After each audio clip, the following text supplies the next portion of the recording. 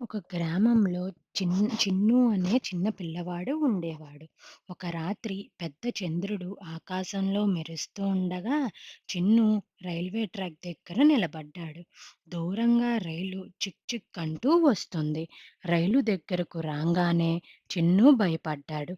నేను ఎక్కాలా లేక వద్దా అని అనుకున్నాడు.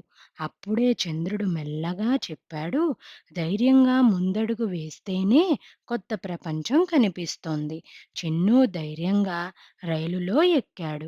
రైలు నక్షత్రాల మధ్యలో పయనించింది.